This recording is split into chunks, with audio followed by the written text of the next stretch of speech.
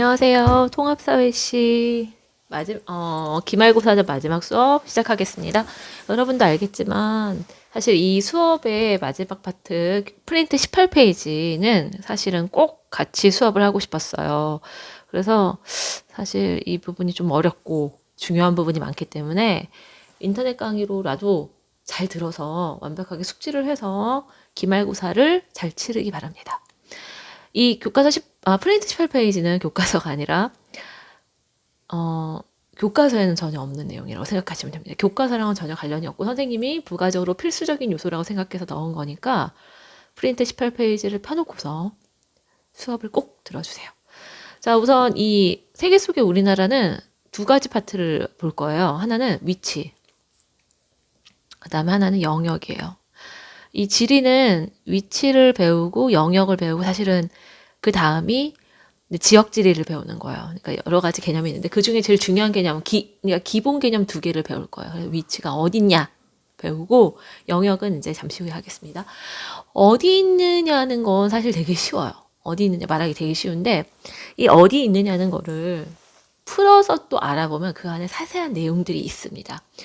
쉬운 내용인데 풀어서 보면 조금 더 복잡해져요. 어떤 게 있는지 볼게요.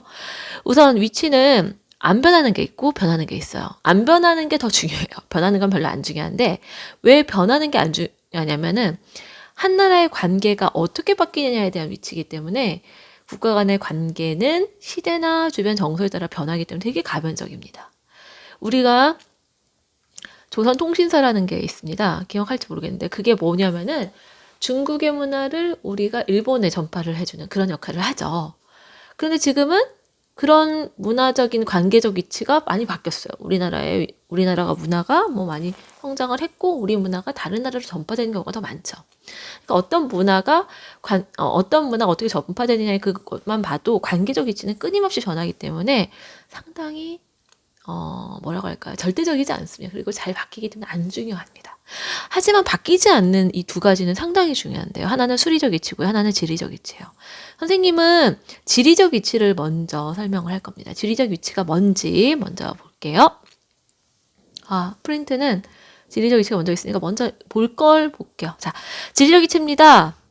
우리는 유라시아 대륙, 이게 유럽과 아시아 대륙입니다. 이 대륙의 동쪽에 위치해요. 그리고 오른쪽에는 북태평양이 있어요. 이게 우리나라의 지리적 위치입니다. 어느 대륙에 있느냐. 그래서 프린트에 우리는 빈칸 있죠? 동그라미 1번.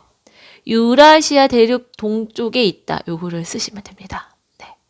그래서 지리적 위치는 유라시아 대륙의 동쪽에 있다라는 걸로 하시면 돼요. 근데 이게 왜 중요한지 한번 볼게요. 우리가 유라시아 대륙의 동쪽에 있다는 건 서쪽에 있는 나라들에 비해서 무언가가 좀 다르기 때문입니다. 그럼 뭐가 다르냐? 선생님 이거 지우고 살펴볼게요. 잠시만요. 지금 보시는 대륙의 서쪽에 있는 영국과 우리나라를 비교하시면 좋은데 여기 우리나라입니다. 자, 우리나라와 영국은 위도상의 위치, 그러니까 위도상의 위치는 거의 큰 차이가 없는데요.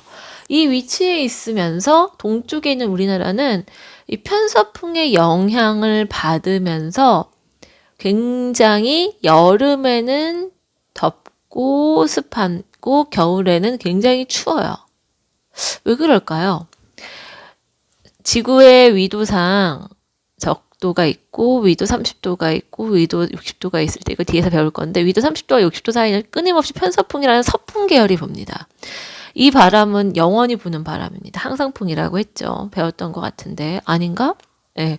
이 편서풍이라는 바람 자체는 기본 중에 기본인데요. 이 바람이 불어오는 쪽이 우리나라 대륙의 서쪽인 이 중국 쪽에서 불어오기 때문에 굉장히 대륙에서 불어오는 바람은 여름엔 되게 더워요. 그리고 겨울엔 되게 추워요. 그리고 여름에는 북태평양 쪽에서 부는 바람도 무시할 수 없어요. 그리고 굉장히 습해요. 근데 이 영국이란 나라는요. 영국의 서쪽에는 뭐만 있어요? 대서양 바다만 있어요. 그럼 어떠냐면은 영국은 춥지도 덥지도 않아요. 1년 내내 온도의 차이가 굉장히 적어요. 근데 우리는 어떠냐면 대륙의 동쪽에 있기 때문에 굉장히 덥고 되게 춥다. 그거를 말로 바꾸면은 1년 동안의 온도 차이를 뭐라고 그래요? 연교차가 굉장히 큰 나라입니다. 연교차가 큰 걸 가리켜서 보통 뭐라고 하느냐 하면은 대륙성 기후라고 그래요. 애들이 그러면 얘기해. 선생님, 우리나라는 대륙의 중간에 있는 대륙성 기후인가요? 그건 아닙니다. 동쪽에 북태평양이 있으니까 완벽한 대륙성 기후는 아닌데, 이 영국에 비하면 또렷한 대륙성 기후입니다. 그럼 영국은 어떤 기후일까요? 물론 우리나라가 아니지만 반대되는 해양성 기후라고 할 수가 있죠. 우리 옛날에 기후 배울 때 서한 해양성 기후 배웠습니다. 그렇기 때문에 이 차이를 일으키는 원인은 결국은 지리적 위치예요. 지리적으로 위치가 이렇지 않았으면 달랐을 것이다. 요거를요, 미국으로 한번 대입을 해서 설명을 할게요. 잠시만요. 이 미대륙에 미국의 중부에 있는 뉴욕과 중부 동부에 있는 끝에 있는, 이렇게 하면 안 되군요. 뉴욕은 더 위에 있는데, 뉴욕에 사실 여기쯤 있어요. 선생님 미안해요. 그 다음에 이쪽쯤에 있는 LA를 비교를 합니다. LA와 뉴욕은 위도상 큰 차이가 없는데, LA 쪽은 1년 내내 굉장히 따뜻하고 많이 춥지 않고 너무 덥지도 않은, 사실은 LA는 거의 지중해성 기후인데요. 이런 기후를 가지게 된 계기 중에 하나는 이 북태평양에서 불어오는 바람 자체가 계속 어떻게 바람을 만들어줍니까? 굉장히 해양성 기후로 만들어줍니다. 하지만 뉴욕에서 불어오는 바람은 똑같이 편서풍이 불어도 대륙을 거쳐오죠. 그래서 대륙을 거쳐온 바람은 굉장히 차가울 때는 굉장히 차갑고 더울 때는 굉장히 덥습니다. 그거는 대륙과 해양의 비열 차이 때문이죠. 이거는 그냥 기억하지 않으셔도 되는데, 바다와 육지는 온도의 차이가 뚜렷합니다. 대륙은 여러분, 우리 한 여름에 모래사장에 가면 여름 모래사장은 굉장히 뜨거워요. 근데 바다는 굉장히 차갑습니다. 그 이유가 뭐냐면 흙은, 대륙은 굉장히 잘 온도가 오르락 내리락이라면 바다는 그렇지 않기 때문에. 그래서 연교차의 차이를 일으키는 게 위치 때문입니다. 어느 대륙에 어느 쪽에 있느냐, 동쪽에 있느냐 서쪽에 있느냐, 그 차이 때문에 그렇다라고 보시면 됩니다. 자, 이 지리적 위치의 첫 번째를 설명했습니다. 나머지는 그냥 간단하게 보면 됩니다. 우리나라는 북태평양 서쪽에 있다. 남북이 긴 반도국이라는 것도 지리적 위치. 반도라는 게 뭐지요? 튀어나온 거죠. 반도국. 우리랑 비슷한 반도국이 유럽엔 이탈리아가 있습니다. 자, 그래서 대륙과 해양의 점이지대다. 점이지대란 뜻이 뭐냐면은, 여러분들 우리 교집합 배웠어요? A와 B의 교집합이 여기다. 이걸 점이지대라고 생각하면 돼요. 점이지대라는 뜻은 무엇입니까? 둘의 성격이 동시에 나타난다라고 보시면 됩니다. 그래서 이러한 지리적 위치는 문화의 전파의 교량, 그러니까 교량이 뭐예요? 다리 역할을 한다라는 말까지 하면은 지리적 위치는 설명이 됐네요. 그러면 수리적 위치로 가겠습니다. 수리적 위치가 진짜 중요해요. 왜냐면은 수리적이라는 게 숫자로 표현하는 위치거든요. 지구상이 어디 있느냐입니다. 지구는 둥글죠. 이 둥근 지구도 숫자로 표현을 하는 거는 기준이 필요합니다. 가로선의 기준은 적도입니다. 세로선의 기준은 어딜까요? 영국의 런던입니다. 왜 그렇게 적도가 기준인 거는 알겠어요. 적도가 0도고 0도를 기준으로 위에가 북극이고 밑에가 남극이죠. 그렇게 하는 건 이해가 가요. 지구를 딱 중앙으로 나누면 되니까. 근데 이 영국의 런던이 이 가로선의 그 가운데가 적도고 세로선의 그 기준인 영국의 런던이, 선생님 중간에 말 잘못했나? 잘 보세요. 영국의 런던인 거는 어떻게 보면 영국의 런던이 이 선을 정할 당시에 가장 강대국이었기 때문에 그런 영향을 받지 않았을까라고 생각하시면 됩니다. 그러면 이 선을 지구에서 이렇게 펼쳐 놓았을 때 어떤지 한번 지도로 보겠습니다. 바로 이 선입니다. 지금 보시면은 적도선이 가운데 있지요. 그 다음에 이 가운데 선에서 이렇게 선이 올라가고 있고요. 끝으로 가면 북극일 겁니다. 그 다음에 이 선에서, 그래서 이쪽은 북쪽으로 있는 위도라서 북위라고 합니다. 그래서 북쪽의 위도선입니다. 그쵸? 그 다음에 영도선에서 내려갑니다. 남쪽으로 내려가는, 여기는 남쪽의 위도선입니다. 우리나라는 어디 있나요? 여기 있지요. 그래서 우리나라는 위에, 그러니까 북반구의 위도상에 있습니다. 정확한 숫자는 몇 도냐? 이건 잠시 후에 알려드릴게요. 그 다음에 이제 경도선에서 이제 영도선 찾을게요. 영도선 여기 있어요. 이렇게 선생님 선이 잘 그려지고 있는지 모르겠네요. 이 경도선의 가운데 영도선을 기준으로 오른쪽과 왼쪽이 있는데요. 사실 이 지도는 우리나라를 세계의 가운데로 놨기 때문에 이 영도선에서 보면은 서쪽이 굉장히 약해요. 무슨 소리냐면은 이 경도선의 영도선을 기준으로 오른쪽은 동경이고, 왜냐면 동쪽이 경도선이니까 왼쪽은 서경이거든요. 잠깐만, 잘 보이나요?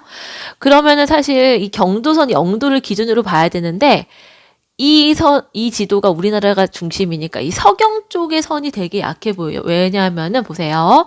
영도에서 서쪽으로 15도 가요. 자, 보시면 15도, 30도, 이쪽으로 올게요. 45도, 이게 서경선이에요. 75도, 쭉쭉쭉 오는 겁니다. 그런데 이 동경선에서도 보시면 15도, 35도, 30도, 45도, 60도 이렇게 오는데, 지구는 360도잖아요. 그러니까 180도까지만 옵니다. 동쪽으로 180, 서쪽으로 180을 하면은 360도가 되니까요. 그러면 이 빨간색이 뭐냐면 빨간색 써져 있어요. 날짜 변경선이에요. 그러니까 이 선을 기준으로 어떻게 된다는 겁니까? 날짜가 바뀐다는 겁니다. 근데 이 선이 왜 직선이 아니냐면 이건 되게 단순한데요. 여러분, 날짜 변경선 위에 나라가 있으면 될까요? 그건 안 되죠. 그래서 날짜 변경선은 삐뚤빼뚤 이런 식으로 튀어나오게 그리는 게 당연합니다. 그러면 여기서 선생님 요걸 지우고 한 번 더 살펴볼게요. 잠시만요. 지도에서 선생님 다 지우니까 또 깔끔해졌네요. 이 지도에서 뭘 봐야 되느냐 하면은 바로 이 영도선을 기준으로 했을 때 그 각각의 선의 의미가 뭔지 살펴보는 겁니다. 보시면 15도, 30도, 45도가 있는데 왜 15도 단위로 잘랐을까요? 이거는 설명이 필요합니다. 지구는 굉장히 크고요. 전체 360도를 한 바퀴 도는데 24시간이 걸립니다. 24시간을 360도로 나눠보면은 15가 나옵니다. 무슨 소리냐면은 지구가 1시간 동안 15도를 움직여요. 아이고, 네. 그러면은 이제 2시간 동안은 30도를 움직여요. 4시간 동안은 60도를 움직여요. 8시간 동안은 몇 도를 움직일까요? 당연히 120도를 움직이죠. 그렇게 하면서 지구는 한 바퀴 도는데 24시간이 걸립니다. 이건 상당히 중요합니다. 왜 그럴까요? 이 15도의 차이가 1시간의 차이를 만듭니다. 1시간, 한 칸마다 1시간의 시차가 나요. 아, 지구가 크니까 1시간마다 시차가 나는구나. 이게 무슨 소리냐면, 지구에서 모든 지역에 해 뜨는 시간이 동일합니까? 전혀 다르죠. 우리는 지금 해가 떠가지고 오전이고 오후고 이렇게 되고 뭐 이제 저녁이 되고 이러겠지만 어떤 지역은 우리랑 정반대의 시간 차이를 생겨서 좀 밤일 수가 있는 겁니다. 왜 그럴까요? 지구가 크니까. 그럼 이러한 지구가 큰 안에서 시간 차이가 생기는 건 당연하죠. 어딘가는 우리보다 시간이 느리거나 빠를 겁니다. 그러면 그걸 가지고 우리나라의 시차를 아는 거예요. 그러면 세계 중심을, 이 경도선의 중심을 영국의 런던으로 보았으니까 우리나라는 영국의 런던을 기준으로 했을 때 몇 시간의 시간 차이가 나는지를 보는 게 중요하겠죠. 왜냐? 우리를 봐야지 다른 나라가 보이니까. 중요한 건 우리가 여기 있는데 중요한 건 우리나라를 지나는 15도 선은 없어요. 우리나라는 동쪽으로 동쪽 경도선에 120도선과 135도선 사이에 있어요. 그러면은 굉장히 애매하죠. 그러면 120도선을 쓸 것이냐. 이 120도선이 중국의 베이징선이고요. 이 135도선이 일본의 교토선이에요. 도쿄선은 아니에요. 교토선인데 처음에는 베이징선을 쓰려고도 했었어요. 사실 그 전에는 우리가 이제 127.5 이렇게 썼는데 그건 설명 안 할게요. 그런데 알다시피 우리가 이 시간을 정할 때 당시 베이징은, 그러니까 중국은 공산주의 국가이기 때문에, 물론 지금도 공산주의 국가겠죠. 그거기 때문에 우리가 따라하기가 좀 그러니까 같이 하기가 좀 그렇다 해가지고 사실 그 해방 직후에 일본에 대한 감정이 당연히 안 좋았을 때임에도 불구하고 일본의 교토선을 쓰게 됩니다. 그래서 일본의 교토선인 동경 135도선이 우리나라의 시간을 만들어주는 선이 됩니다. 이 선 되게 중요합니다. 왜 그러느냐? 우리는 135도 선을 지나기 때문에 자 보세요. 1시간, 1시간, 1시간, 1시간, 1시간, 1시간, 1시간, 1시간, 1시간 까지 여기까지 시간 차이가 생겨서 총 몇 시간의 시간 차이가 생기죠? 9시간의 시간 차이가 생깁니다. 오, 별거 아니죠? 아닙니다. 되게 중요합니다. 그래서 영국 런던에서 우리나라까지의 시간은 9시간의 시차가 납니다. 9시간 되게 기억해야 되는 중요한 요소입니다. 그러면 이제 중요한 거 하나 더 물어볼게요. 우리가 시간이 빠를까요? 런던이 시간이 빠를까요? 여러분이 많이 착각하는데 런던이 빠를 것 같지만 그게 아니에요. 무슨 소리냐면은 해는 동쪽에서 떠서 서쪽으로 지죠. 그러니까 동쪽에 있는 나라가 더 해가 빨리 뜬다고 생각하시면 돼요. 그래서 선생님이 그 밀레니엄 2000년도에 밀레니엄이 됐을 때 맨 먼저 해가 뜨는 나라 그렇게 얘기하면 안 되겠다. 맨 먼저 2000년도가 되는 나라가 어디냐? 시간이 제일 빠른 나라겠죠. 바로 뉴질랜드였어요. 왜 그러냐면 이 영국을 기준으로 가장 동쪽 끝에 있는 나라 중에서 가장 큰 나라가 뉴질랜드였거든요. 그래서 여기에서 맨 먼저 시작을 하고 그 다음에 호주의 시드니, 그 다음에 우리랑 일본, 중국 이런 식으로 가는 거예요. 그래서 우리는 시간이 빨라요. 그러니까 플러스 9예요. 플러스 9. 만약에 우리가 지금 오전 10시잖아요. 그러면 지금 우리 시간이 오전 10시일 때 런던은 우리보다 9시간이 느린 거예요. 빼면은 얘네는 오전 1시인 거예요. 그럼 얘네들 지금 뭐 하고 있을 거라 생각해요? 자고 있겠죠. 이해 갑니까? 여기 지금 많이 복잡하네요. 한번 지웠다가 다시 한 번 더 설명할게요. 잠시만요. 선생님이 깨끗하게 한 번 더 설명하겠습니다. 자, 전 세계 시간의 기준은 영도선. 그러니까 경도선인 영도선인 영국의 런던입니다. 우리나라는 일본의 교토가 지나는 135도선을 기준으로 씁니다. 그래서 우리나라는 동경 135도선이라는 표준경선을 씁니다. 이 표준경선의 뜻이 뭐냐면 시간을 쓰는 거죠. 이걸 가지고 시간을 쓰기 때문에 여기서부터 여기까지의 시간 차이는 1시간씩 더했더니 9시간이 납니다. 자, 그러면 이걸 가지고 전 세계의 시간을 계산할 수 있습니다.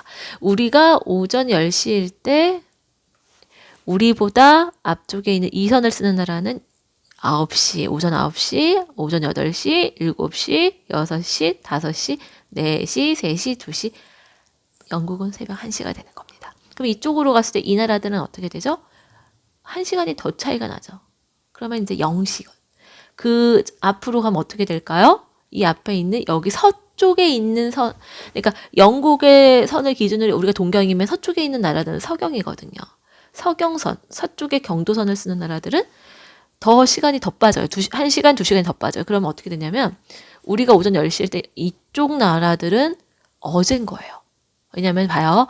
우리가 9시간 시차가 나서 여기가 오전 1시가 영국일 때 여기는 뭐예요? 0시죠. 그럼 이 여기는 어떻게 돼요? 어제 저녁이니까 오후 몇 시에? 11시가 되는 거죠. 이쪽 선은. 이게 시차입니다. 시차가 상당히 복잡합니다. 그래서 사실 이미 알고 있는 친구들도 있을 거예요. 이거에 대한 개념. 근데 모르는 친구들은 설명을 하면 할수록 아니 무슨 소리지? 헷갈려라고 할 수 있어요. 좀 더 반복적으로 살펴보세요. 우선은 요거를 가지고 프린트 정리를 한번 할게요. 잠시만요. 자, 그럼 정리해 볼게요.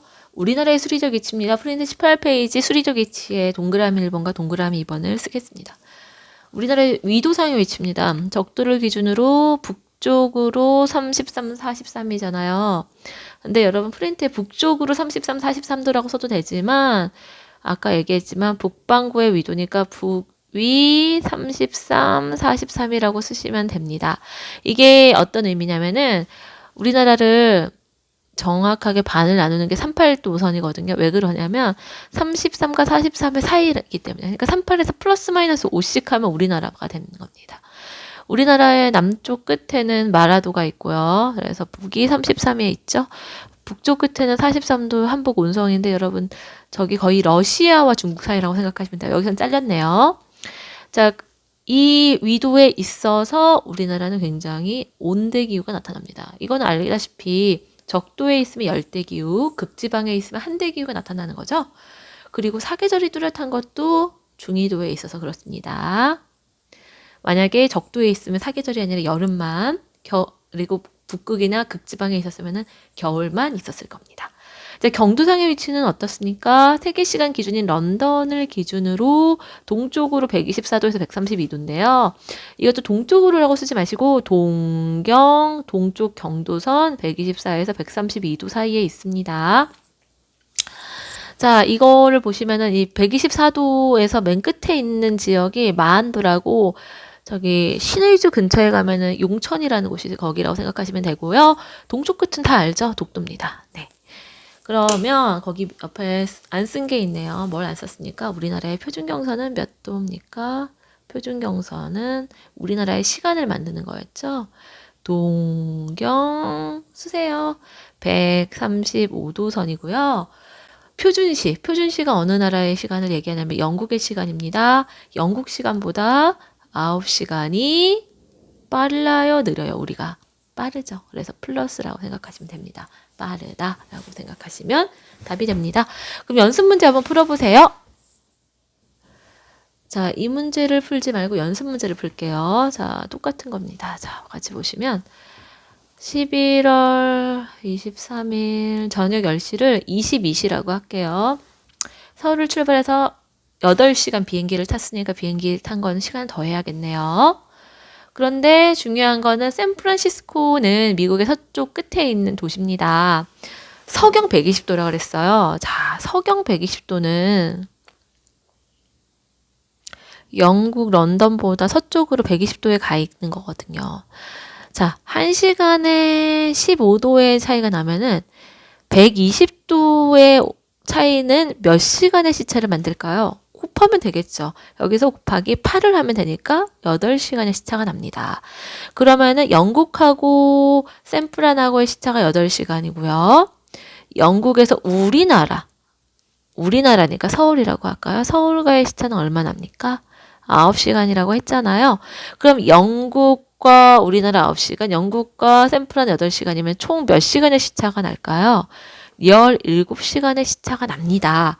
그럼 더해서 나오는 건데. 근데 중요한 거는 여러분, 샌프란시스코에 도착했잖아요. 샌프란시스코는 우리보다 시간이 빠른 나라일까요? 느린 나라일까요? 그러니까 미국은, 샌프란은 당연히 우리가 시간이 빠르다고 했으니까 서쪽으로 갔더니 시간이 느려진 거예요. 빼줘야 됩니다.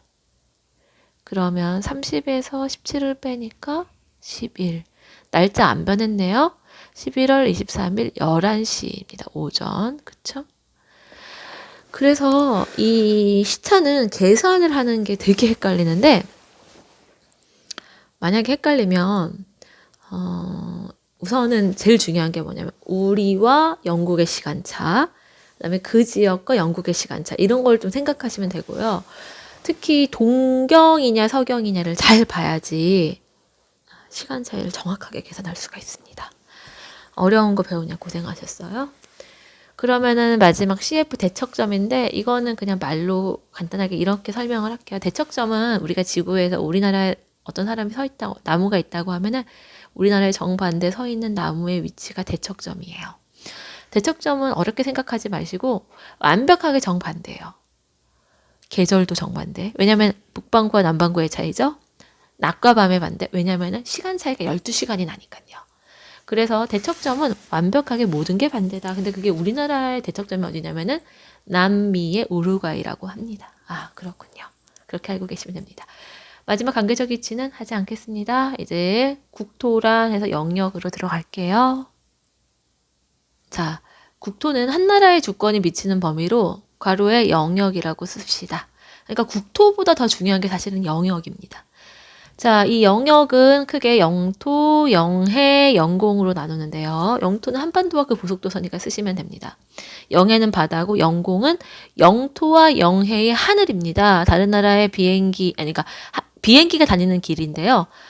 당연히 영공에 다른 나라 비행기가 오려면 허가받고 와야겠죠. 뭐 그렇게 생각하시면 됩니다. 대기권까지는 영공이라고 생각하시면 됩니다. 여기서 중요한 건 영해입니다. 오늘 이 시간 영해에 대해서 자세히 알아볼게요. 이 지도는 영해를 보여주는 하나의 대표적인 선입니다. 여러분들 보시면 이 지도 하나만 보면 완벽하게 이해가 가는데요. 한 나라의 바다는 여기까지요. 이 선 안에까지가 다 영해입니다. 다 0이에요. 0인데 여기도 0인데 여기도 다 마찬가지예요. 선을 그려놓으니까 너무 지저분하죠. 다시 지울게요. 이 영해는 한 나라의 영토와 똑같은 바다니까 우리나라 바다라고 생각하면 되는데 기준이 필요해요. 어디서부터냐. 근데 이 동해안처럼 해안선이 복잡하지 않으면 그냥 이 해안선에서 12해리까지를 그리면 영해예요. 선생님 12해리가 뭐죠? 라고 하면은 바다는 킬로미터를 안 쓰고 해리라는 단위를 써요. 이거는 그러니까 약속을 한 거죠. 1해리가 아마 1점 몇 킬로더라. 근데 그건 중요하지 않아요. 뭐가 중요하냐면은 한 나라의 바다는 12해리까지예요. 이것만 알면 돼요. 이건 정해진 거니까. 해안선에서 그냥 12해리까지 그리면 끝이에요. 근데 중요한 건 서해 바다예요. 해안선에 섬이 너무 많아요. 복잡해요. 이렇게 복잡하면은 이렇게 그리기 되게 어려워요. 그래서 우리나라 서해나 남해 바다처럼 섬이 많고 복잡한 해안선은 그렇게 그릴 수가 없어요. 그래서 어떻게 했느냐면은 가장 바깥에 있는 섬들 있죠. 소령도, 서경렬, 비도, 어청도, 상황등도, 홍도, 가거도 이런 거 보여요. 이런 섬들. 그러니까 가장 바깥 섬을 연결한 요 선 보이죠. 실선 말고 점선을 연결을 해요. 그리고 연결을 해서 여기에서 12해리를 그려요. 좀 더 넓게요. 어때요? 보여집니까? 이거를 가리켜서 직선기선이라고 해요. 여기서 잠깐만요. 자, 지금 선생님 잠깐 전화를 받고 왔어요. 밖에서 전화를 해가지고. 죄송해요.